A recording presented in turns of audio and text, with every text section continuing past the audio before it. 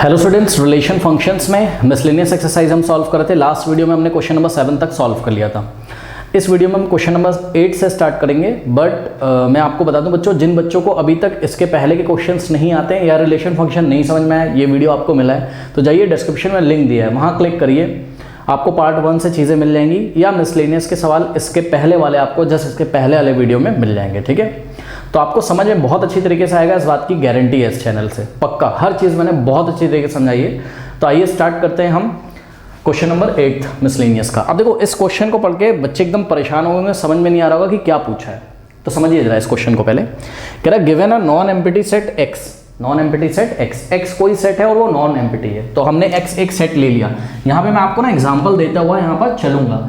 ठीक है, ये एग्जाम्पल आपको सपोर्ट करेगा क्वेश्चन को समझने में और क्वेश्चन को सॉल्व करने में। ठीक, तो सपोज हमने एक एक्स यहाँ पर लिया सेट। क्या आपको एग्जाम में लेना है? नहीं, आपको एग्जाम में नहीं लेना है, मैं आपको फील करा रहा हूँ क्वेश्चन को बस। ठीक है, तो एक सेट हमने लिया जिसमें 2 एलिमेंट है। ठीक है, केवल 1 और 2, ये 2 एलिमेंट है। ठीक है, कह रहा consider a power set on x, power set of X. एक बार बताओ, ये पावर सेट क्या होते थे?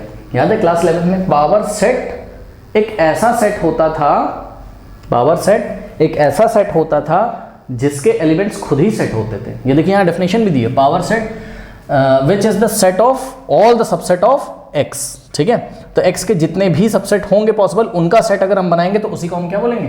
Power set of x. मतलब समझिए जरा, देखिए पावर सेट की डेफिनेशन क्या है? Which is the set of, यानी कि पावर सेट भी क्या है? एक सेट। ध्यान देना, पावर सेट भी क्या है? एक सेट। तो power set which is the set of all the subsets of X. तो पहले आपको क्या फाइंड करना है? ऑल द सबसेट्स किसके? एक्स के। और जब आप फाइंड कर लें तो उसका सेट बना लीजिए, वही क्या होगा? Power set. तो एक्स के मुझे सबसेट्स बताओ, तो ध्यान से चेक करो, सबसेट्स ऑफ एक्स। इस एक्स में 2 एलिमेंट हैं, तो टोटल इसके कितने सबसेट्स बन सकते हैं? आपने लास्ट ईयर फॉर्मूला पढ़ा था क्या कि 2 to the power n, total कितने सबसेट्स बन सकते हैं एक्स के? 2 टू द पावर n, जहां पर n क्या होता है? Number of elements. कितने एलिमेंट है? 1 2, तो इसका मतलब 2 की पावर 2, यानी कि टोटल 4 सबसेट्स बन सकते हैं। ठीक, तो पहला सबसेट क्या होगा?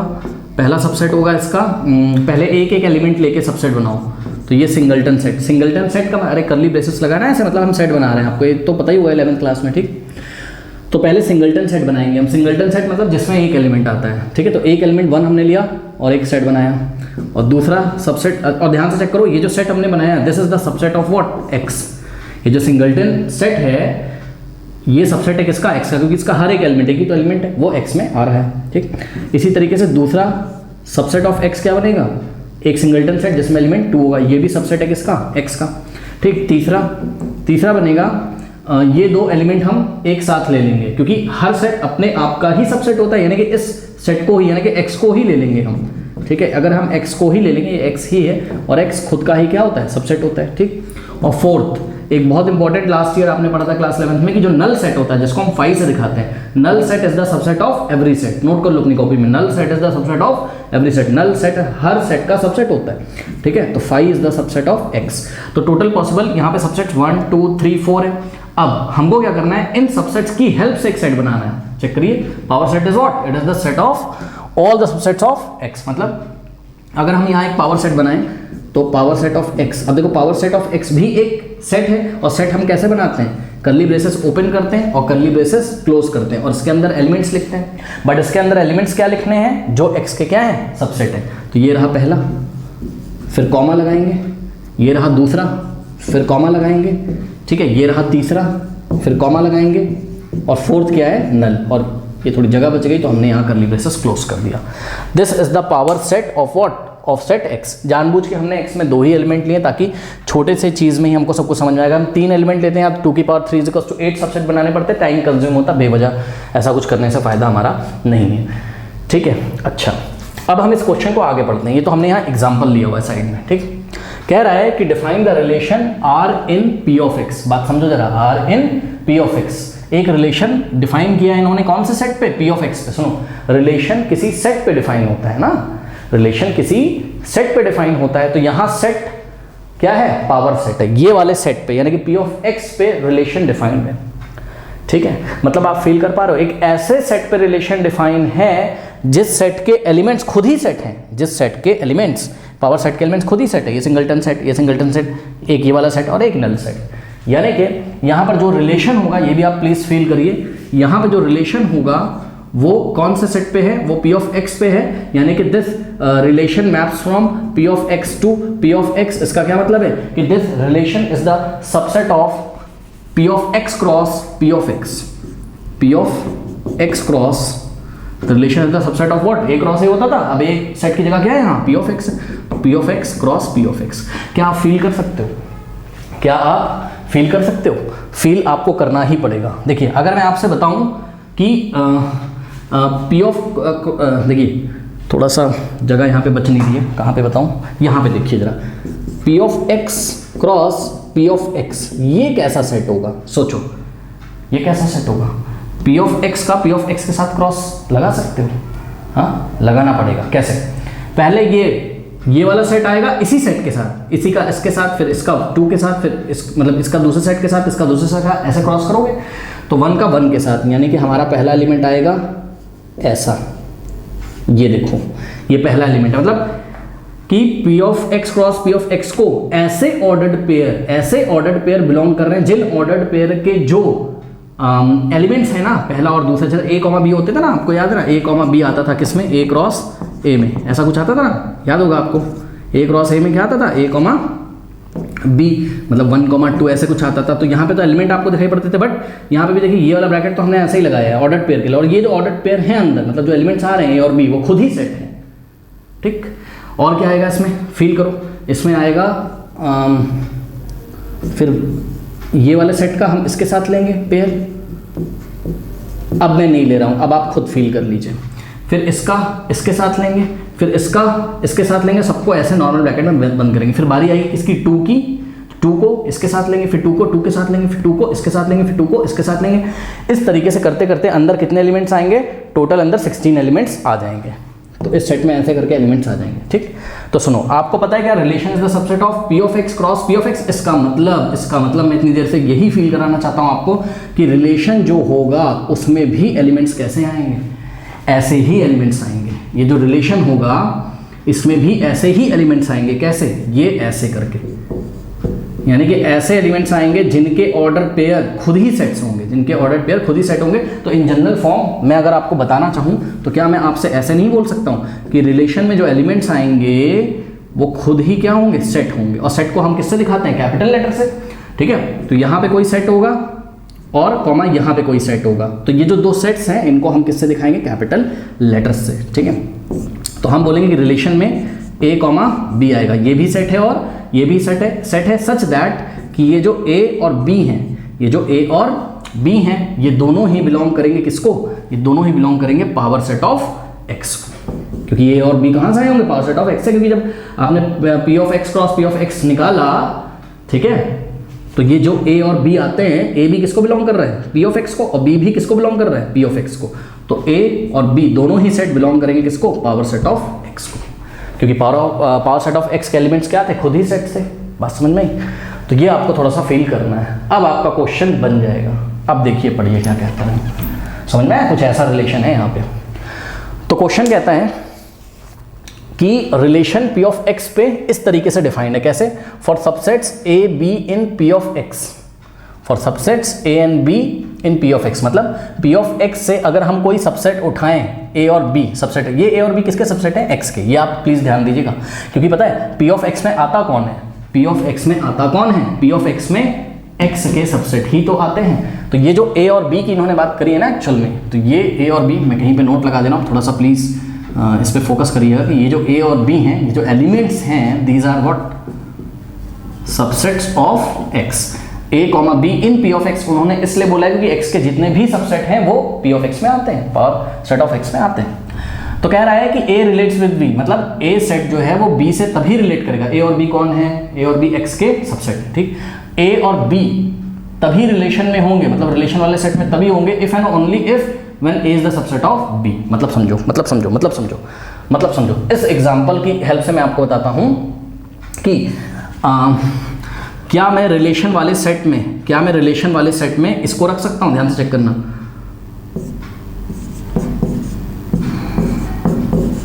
बताओ, ये ऑर्डर्ड पेयर आएगा रिलेशन में इस डेफिनेशन के अकॉर्डिंग।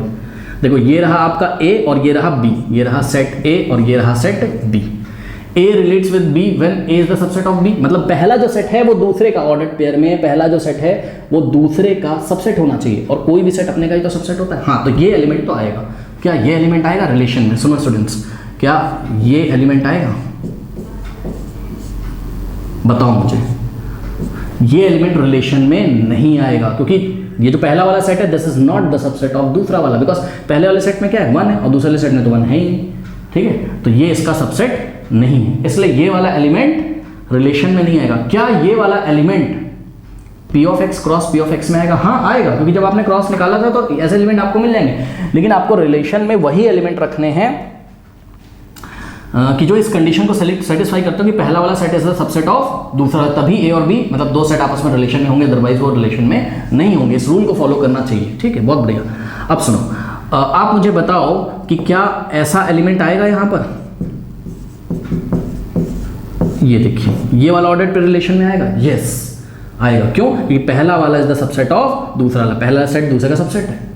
अब आपको फील आ गया होगा कि किस टाइप का ये क्वेश्चन है, ठीक है। चलो बहुत बढ़िया। अब देखिए जरा, अभी तो हम क्वेश्चन ही समझ रहे हैं, सॉल्व तो 2 मिनट में हो जाएगा, ठीक है। पहले समझ तो लें। कह रहा है is R an equivalence relation on P of X? क्या ये रिलेशन आर एक इक्विवेलेंस रिलेशन है? तो सुनो, ये आर इक्विवेलेंस रिलेशन तब होगा जब ये रिफ्लेक्सिव होगा, ये क्या होगा? सिमेट्रिक होगा, ये क्या होगा? ट्रांजिटिव होगा। तो सबसे पहले हम इसकी रिफ्लेक्सिविटी चेक करते हैं, ठीक है। तो हम इसकी चेक करने जा रहे हैं, क्या? रिफ्लेक्सिविटी। हाँ भाई, रिफ्लेक्सिविटी कैसे चेक करते थे? याद है आपको क्या? कि अगर ए रिलेट्स विद ए हो जाता था for all A belongs to set A, ठीक है। इसी तरीके से यहाँ पर इस ए और इस ए की जगह, जैसे यहाँ पे हम दो सेम एलिमेंट बोलते थे आपस में हमेशा रिलेशन में होते हैं, तो यहाँ एलिमेंट्स की जगह सेट हैं, क्योंकि सेट ही क्या है? एलिमेंट है। बात समझो थोड़ा सा, ठीक। आप मुझे बताओ, क्या कोई भी सेट अगर हम लें, कहाँ से? पावर सेट ऑफ एक्स से। जैसे ये एलिमेंट किसको बिलोंग करता था? सेट ए को, क्योंकि रिलेशन किस पे होता था? ए पे। यहाँ रिलेशन किस पे? पी ऑफ एक्स पे। इसलिए आप एलिमेंट कहाँ से उठाओगे? पी ऑफ एक्स से।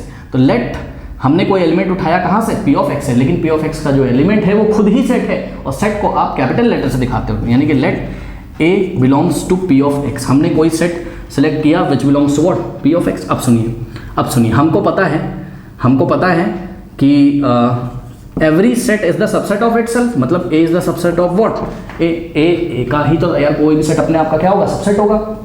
तो दिस इंप्लाइज व्हाट?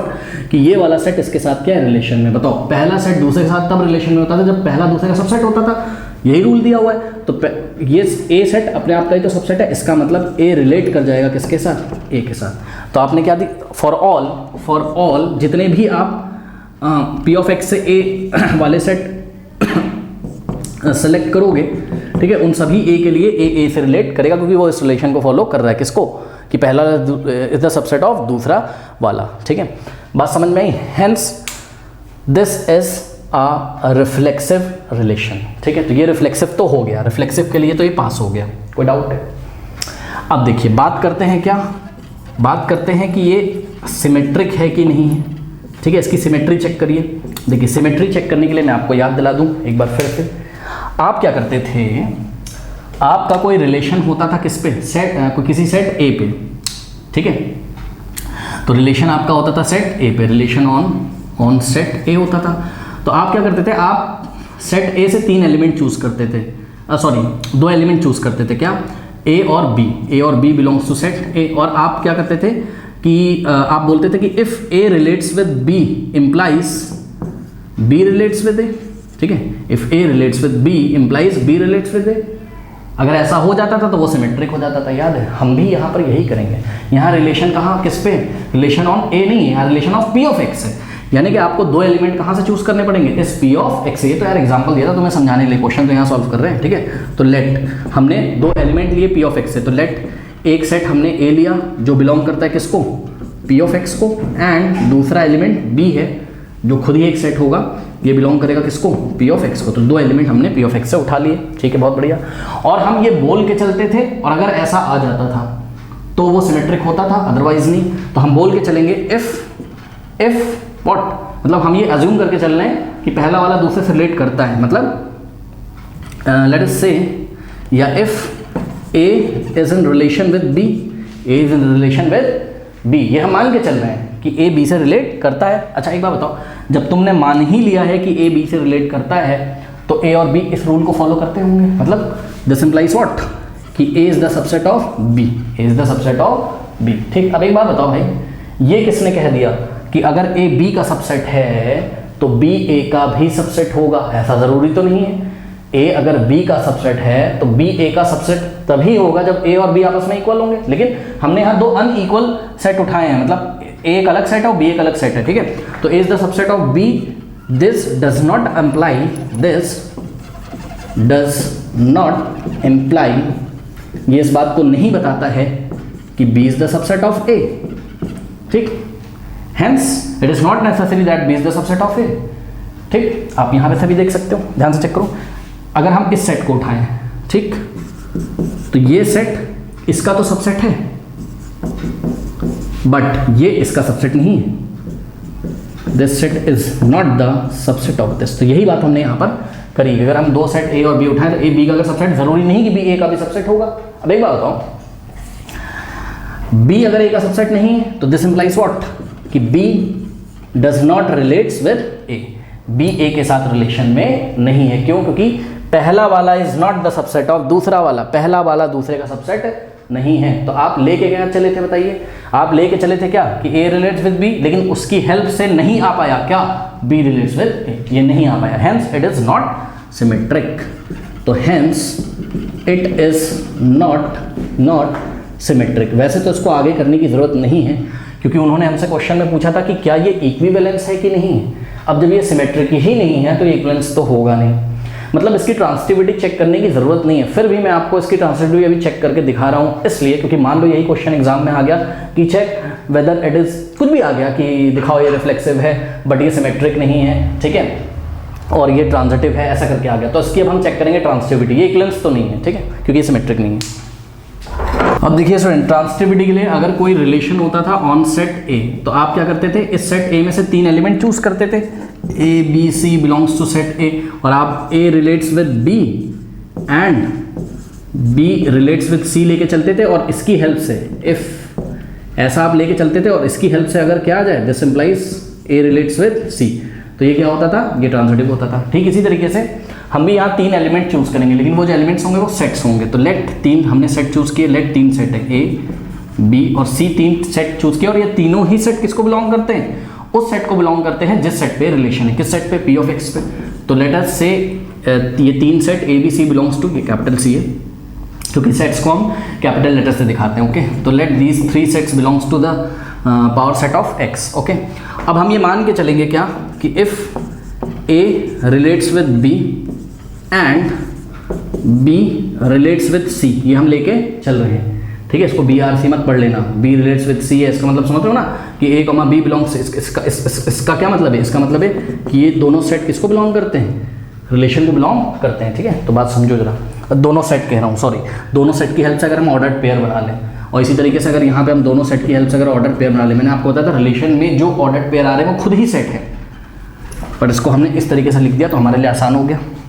अब देखो एक बात बताओ, अगर ए रिलेट्स विद बी है, जब तुमने बोल ही दिया है कि ए रिलेट्स विद बी है, तो इसका क्या मतलब है कि ये रिलेशन को फॉलो करते होंगे, यानी कि दिस इंप्लाइज व्हाट कि A is the subset of B, A is the subset of B and B relates with C, जब तुमने बोल ही दिया तो ये भी रूल को फॉलो करते हो। रूल क्या है, पहला वाला इज द सेट ऑफ दूसरा वाला, पहला वाला इज द सेट ऑफ दूसरा वाला, तो पहला वाला इज द सेट ऑफ दूसरा वाला, ठीक।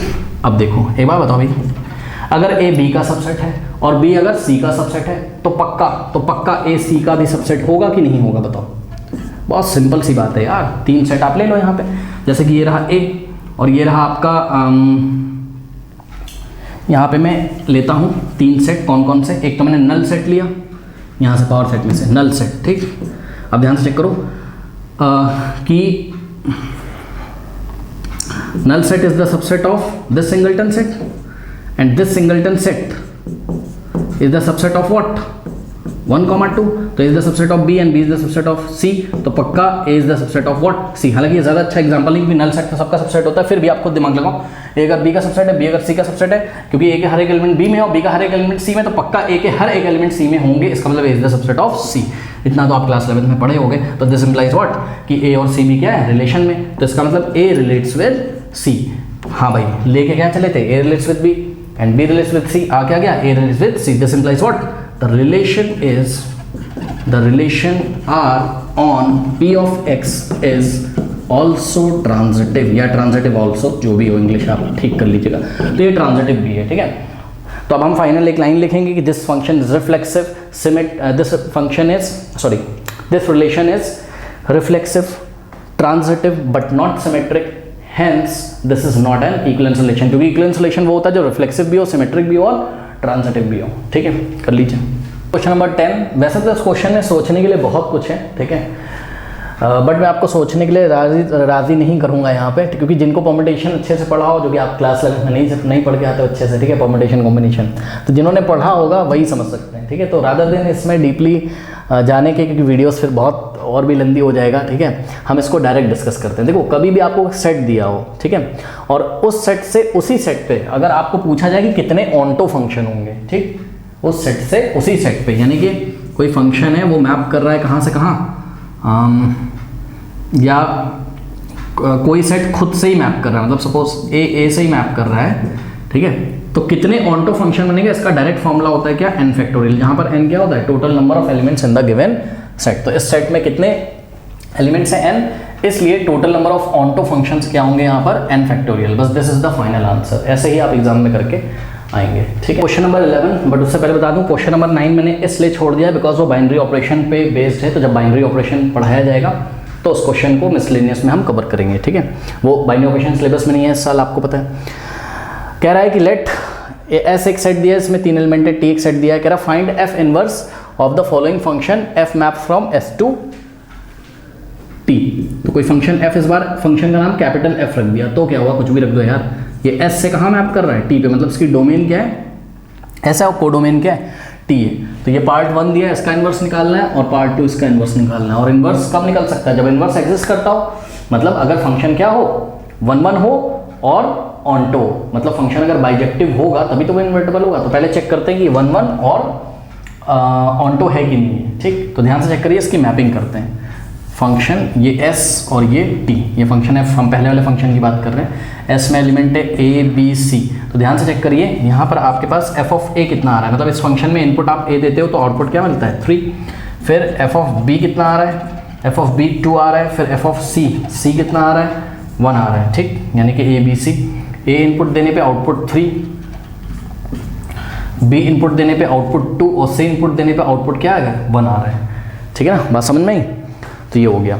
अब आप क्लियरली देख सकते हो f is what, f is 1 1 and onto, ये 1 1 और ऑन्टो 1 1 क्यों है, because different element in set A have different images in set T, and onto क्यों, because for every element which belongs to set T या which belongs to the codomain of F there is an preimage available in set S। तो ये 1 1 onto ये आप feel करके होगे, इसका मतलब क्या, f is invertible, f is invertible, और इन्वर्स निकालना आपको सिखाया था, इसको पकड़ के पलट दो, क्या हो जाएगा, f इन्वर्स। अब f इन्वर्स कहाँ से कहाँ मैप करेगा बताओ, ये t से s पे मैप करेगा, t से s पे, यानी कि जो को डोमेन थी डोमेन बन जाएगी, जो डोमेन थी वो को डोमेन बन जाएगी। और f इन्वर्स कैसे डिफाइन किया जाएगा बताओ, इनको ऑर्डर पेयर को पलट दो बस, 3, a और 2, b और c, 1, तो ये हो गया, ठीक।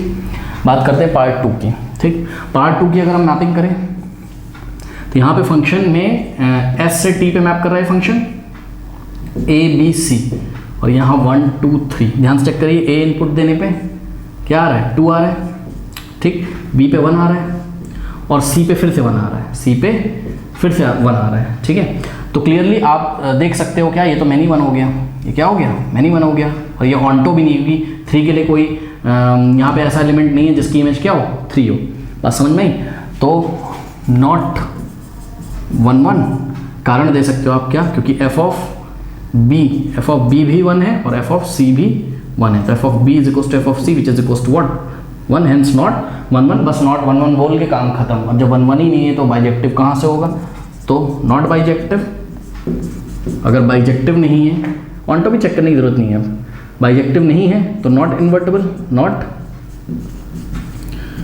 इन्वर्टेबल, और जब इन्वर्टेबल नहीं है तो f inverse does not exist, does not exist. यहाँ पे एफ इनवर्स एग्जिस्ट ही नहीं कर सकता है तो हम नहीं निकाल सकते हैं। ओके फ्रेंड्स, लेते हैं क्वेश्चन नंबर 15 और 12, 13, 14 हमने छोड़ दिया बिकॉज वो बाइनरी ऑपरेशन से रिलेटेड है। कह रहा है let A is equals to, ये देखो ये ए में एलिमेंट है, ठीक, ये बी में इतने एलिमेंट्स हैं। कह रहा है कि F comma G map from A to B. इसका मतलब समझते हो? इसका मतलब ये है एफ कॉमा जी का मतलब ये है कि भाई वो एफ की भी बात कर रहे हैं कि एफ भी मैप करता है ए टू बी और जी भी मैप करता है कहाँ से कहाँ, ए टू बी। यानी कि जो एफ की डोमेन है वही जी की डोमेन है और जो एफ की को डोमेन है वही जी की को डोमेन है, ठीक। फिर फंक्शन की डेफिनेशन देते हैं। फंक्शन की डेफिनेशन कहते हैं function definition is given by F of X is equals to X square minus X, ठीक। तो F of X is equals to what, X square minus x.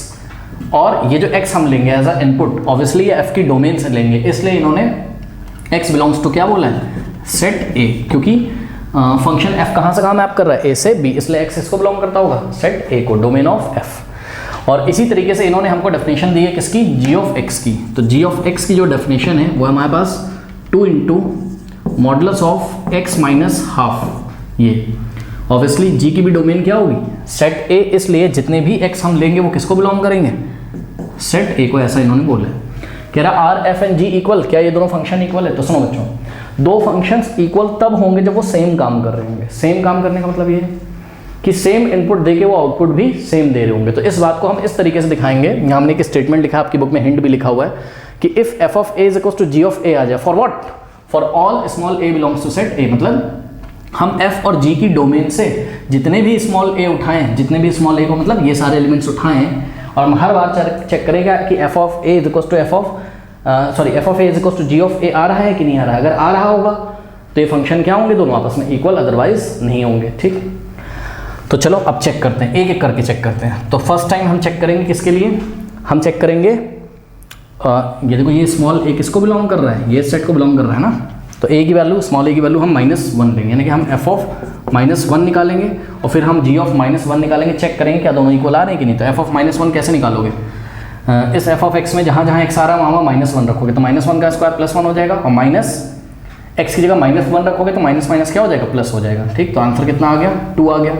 अब यहाँ पे हम जी ऑफ -1 निकालते हैं, ठीक। तो जी ऑफ -1 अगर निकालोगे तो क्या हो जाएगा, 2 मॉड ऑफ एक्स की जगह -1 1/2। ओके, इसको सॉल्व अगर हम करें तो 2 इंटू मॉड के अंदर ध्यान से चेक करिए, -2 -1 -3/2 आ जाएगा मॉड के अंदर, ठीक है। अब आपको पता है कि ये हो जाएगा 2 इंटू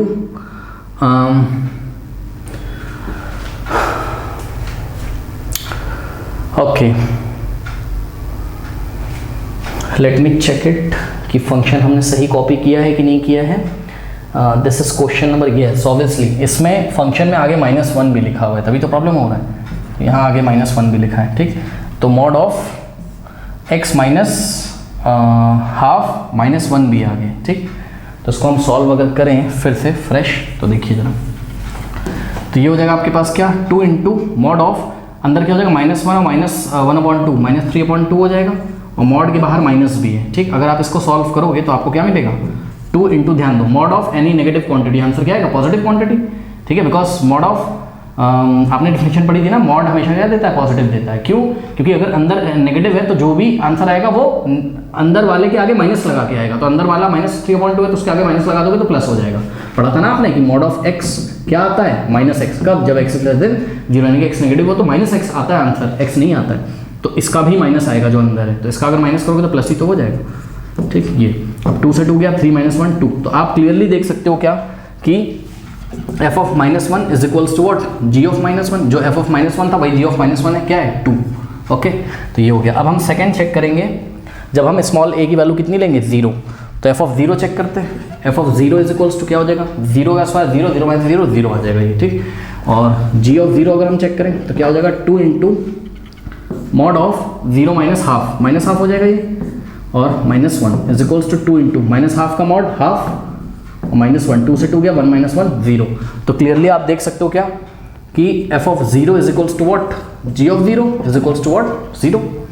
ओके, थर्ड, अब हम चेक करेंगे क्या, a की वैल्यू, स्मॉल a की वैल्यू हम 1 लेंगे, तो f of 1 is equals to 0 आ जाएगा। कैसे, 1 का स्क्वायर -1, 1 का स्क्वायर 1, 1 - 1 0, और g ऑफ 0 अगर सॉरी v ऑफ 1 अगर हम निकालेंगे तो क्या हो जाएगा, 2 इंटू मॉड के अंदर x की जगह -1 और माइनस हाफ। ध्यान दीजिएगा, एक मेरे से गलती हो गई, x की वैल्यू हमने कितनी लेनी है इस बार 1, तो x की क्या होगा यहाँ 1 हो जाएगा। Okay, -1 is equals to 2 into mod के अंदर 1 माइनस हाफ हो जाएगा -1, तो 2 और हाफ का मॉड हाफ ही होगा, हाफ का मॉड हाफ होगा -1, 2 से 2 कटा 1 - 1 0 आ गया। तो फिर से आपने देखा क्या कि f of 1 is equals to what, g of 1 is equals to 0 आ गया। ठीक है, अब एक और सॉल्व करना है तो मैं यहाँ जगह बना रहा हूँ, फोर्थ सॉल्व करेंगे हम। स्मॉल a की वैल्यू कितनी लेंगे 2, तो क्या हो जाएगा f of 2 is equals to 2 का स्क्वायर 4 माइनस 2, आंसर कितना आ गया 2। अब हम निकालेंगे g ऑफ 2, तो g ऑफ 2 इस फंक्शन में जहाँ जहाँ x आ रहा है 2 रख देंगे, तो 2 मॉड ऑफ x की जगह 2 माइनस हाफ -1। ओके, तो यह आ जाएगा 2 माइनस हाफ 3/2 -1। अब 2 इंटू 3/2 का मॉड 3/2 -1, 2 से 2 गया 3 - 1 2।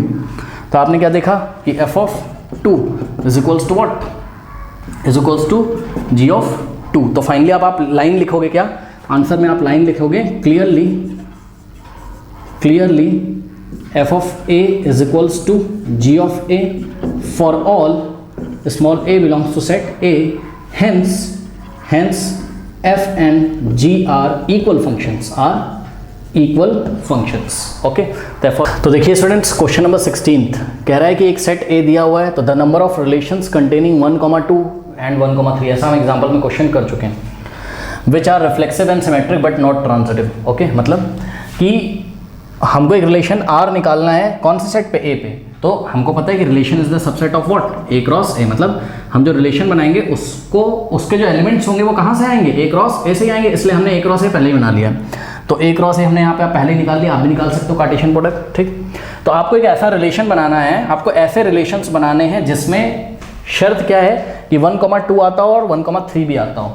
तो 1,2 आना चाहिए और 1,3 आना चाहिए, तो इसको तो हम फिक्स कर लेते हैं कि 1,2 आता हो और 1,3 भी आता हो।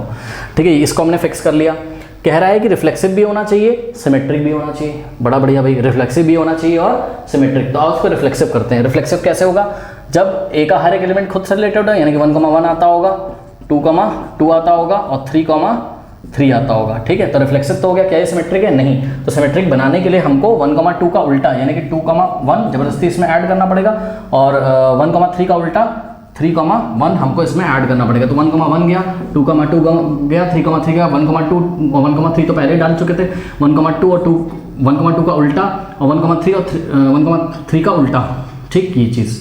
अब बचे आपके पास दो एलिमेंट, क्या 2,3 एंड 3,2।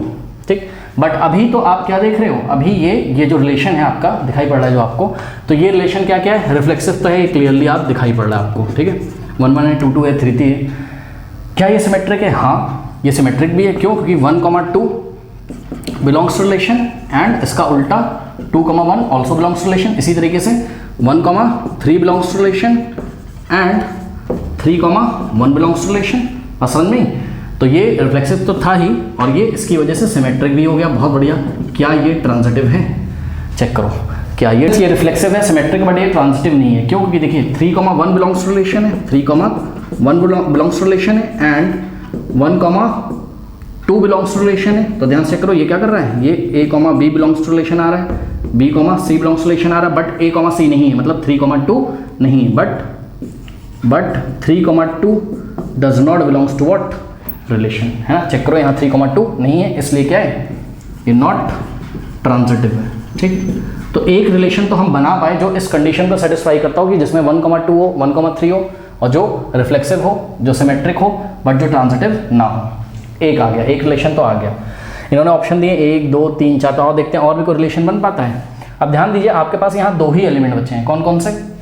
सब कवर हुए। एक तो ये वाला बचा है 2,3 और एक 3,2 बचा है। ठीक है, तो अगर हम 3,2 को इसमें डाल दें, ठीक है, आप चेक कर लीजिएगा, अगर आप इसमें 3,2 को डाल दोगे, अभी आपने देखा था 3,2 डालने से क्या जाता है, ये ट्रांजिटिव हो जाता है, जो कि हमको नहीं चाहिए, इसलिए 3,2 हम नहीं डाल सकते हैं। ठीक, 3,3 भी अगर आप इसमें डाल दोगे, चलो अब आप ये चेक करना खुद, सॉरी 3,3 कह रहा हूँ, 2,3 अगर आप इसमें केवल डाल दोगे, ठीक है, इसमें अगर आप 2,3 डाल दोगे तब भी ये ट्रांजिटिव हो जाएगा। आप चेक करिएगा खुद से, इतना तो कर सकते हो। सब कुछ करा दिया, मिसलेनियस से बहुत दिया। ठीक है, आप इसमें 2,3 डालिएगा, आप नहीं डाल सकते, वो ट्रांजिटिव हो जाएगा। ठीक, उसके बाद आप दोनों को भी नहीं डाल सकते हो एक साथ, 2,3 और 3,2 को भी नहीं डाल सकते आप इसमें, तब भी ये ट्रांजिटिव हो जाएगा, क्योंकि हमें नहीं करना है। इसलिए टोटल नंबर ऑफ रिलेशन केवल एक ही पॉसिबल है जो इन कंडीशंस को फॉलो करता हो, तो हम ऑप्शन ए पे टिक लगाएंगे। आप खुद करके देखिएगा, 2,3 एक बार ऐड करके देखिएगा तब भी ट्रांजिटिव हो जाएगा, 3,2 ऐड करके देखिएगा तब भी ट्रांजिटिव हो जाएगा, और दोनों को एक साथ ऐड करके देखिएगा, यानी कि 2,3 और 3,2, तब भी ट्रांजिटिव हो जाएगा। ओके फ्रेंड्स, क्वेश्चन नंबर 17 कह रहा है let A B the set. तो ए क्रॉस ए हमने यहाँ निकाल के रखा हुआ है, और relation the subset of A cross ए, मतलब जो रिलेशन हम बनाएंगे यहाँ पर, ठीक है, तो जो रिलेशन होगा उनके एलिमेंट्स यहीं से आएंगे। तो कह रहा है आपको नंबर ऑफ इक्वलेंस रिलेशन बताने हैं किस सेट पे, ए पे। शर्त क्या है कि 1,2 आना चाहिए, ठीक है। तो 1,2 को हम पहले ही डाल देते हैं। अब देखो इक्वलेंस के मतलब इक्वलेंस नंबर ऑफ रिलेशंस बताने हैं, मतलब R1 क्या होना चाहिए, इक्वलेंस होना चाहिए। तो इसको इक्वलेंस बनाने के लिए रिफ्लेक्सिव, सिमेट्रिक, ट्रांजिटिव तीनों करना है इस बार। तो रिफ्लेक्सिव के लिए 1,1, 2,2 और 3,3 इसमें होगा। तो रिफ्लेक्सिव तो हो गया ही, ध्यान चेक करो, रिफ्लेक्सिव हो गया ही, ठीक है। अब क्या ये सिमेट्रिक है? नहीं, सिमेट्रिक नहीं है, क्योंकि 1,2 है, तो आपको जबरदस्ती इसमें 2,1 डालना पड़ेगा, ठीक है। तो आप ध्यान से चेक करो, ये रिफ्लेक्सिव भी है, सिमेट्रिक भी है और ट्रांजिटिव भी है। ट्रांजिटिव कैसे? 1,2, 2,1, 2 से 2 हटा देंगे, मतलब अपने मन में सोचेंगे तो A, B belongs to C, sorry A, B belongs to relation, B, C belongs to relation, 1,1 भी यहाँ पे आ रहा है। और जो रिफ्लेक्सिव होते हैं उन एलिमेंट्स के लिए हम ट्रांजिटिव नहीं चेक करते, हमने आपको पहले बताया है।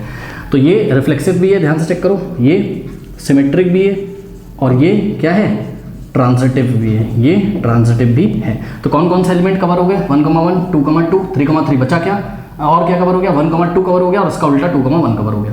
अब ये सब बचे आपके पास 1,3, 2,3 जिसमें मैंने सर्कल बनाया है, 3,2 और 3,1। तो अगर हम एक नया रिलेशन और सोचें कि जो इक्विवेलेंस होगा, तो ये तो इक्विवेलेंस हो गया, ये तो इक्विवेलेंस, और ये मैं आपको एग्जांपल में भी करा चुका हूँ, पता है, बहुत बड़ी बात नहीं है कोई।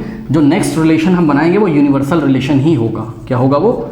यूनिवर्सल रिलेशन ही होगा जो इक्विवेलेंस होगा। कैसे? इस R1 रिलेशन में, पहले तो इसको कॉपी कर लेते हैं,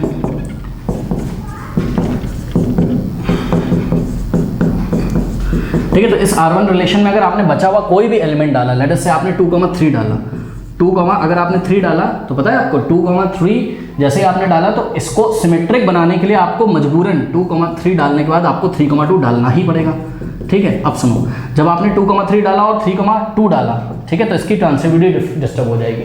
तो इसको ट्रांजिटिव बनाने के लिए आप चेक कर लीजिएगा, ठीक है। इसको ट्रांजिटिव बनाने के लिए आपको 1,3 भी डालना पड़ेगा, और जब 1,3 डालोगे ट्रांजिटिव बनाने के लिए, या 3,1 डालना पड़ेगा, मुझे नहीं पता क्या डालना पड़ेगा, वो आप चेक कर लीजिएगा। या तो 1,3 डालना पड़ेगा या तो 3,1, लेकिन जैसे ही 1,3 डालोगे या 3,1 डालोगे, तो सिमेट्रिक बनाने के लिए उसका उल्टा भी डालना पड़ेगा। लेट अस से 1,3 डालना है तो उसका उल्टा 3,1 भी डालना पड़ेगा। और ऐसे करते करते अब तो ये आप चेक कर लीजिएगा, ये यूनिवर्सल रिलेशन ही आ गया, मतलब ये A क्रॉस A ही आ गया, और A क्रॉस A का ही तो सबसेट होता है, और रिलेशन A क्रॉस A का ही तो सबसेट होता है, ठीक है। तो ये यूनिवर्सल रिलेशन है। तो दूसरा रिलेशन जो होगा, जो कि क्या होगा, इक्विवेलेंस रिलेशन होगा, तो ये भी क्या है, ये भी आपका रिफ्लेक्सिव है, सिमेट्रिक है और ट्रांजिटिव है, मतलब इक्विवेलेंस रिलेशन। तो कितने इक्विवेलेंस रिलेशन पॉसिबल हो गए, ये एग्जांपल में मैंने सेम क्वेश्चन आपको करके दिखाया हुआ है, ठीक है। तो ऐसे कितने रिलेशंस सेट A पे पॉसिबल है जो इक्विवेलेंस है? 2, ये पहला और दूसरा। ये इसके बाद इससे बड़ा कोई रिलेशन पॉसिबल नहीं है, वो सीधे यूनिवर्सल रिलेशन, मतलब A क्रॉस A खुद ही एक इक्विवेलेंस रिलेशन। तो 2 ही इक्विवेलेंस रिलेशन है, एक तो खुद R2 क्या है, A क्रॉस A ही है, A cross A is equals to R2, okay. तो 2 ही, तो हम 2 पे टिक लगा देंगे ना, ऑप्शन बी पे हम टिक लगा देंगे, ठीक है। तो स्टूडेंट्स, बस इसमें एक लास्ट क्वेश्चन बच रहा है, दैट इज क्वेश्चन नंबर 18। तो ये हम आपको नेक्स्ट वीडियो में कराएंगे, ओके।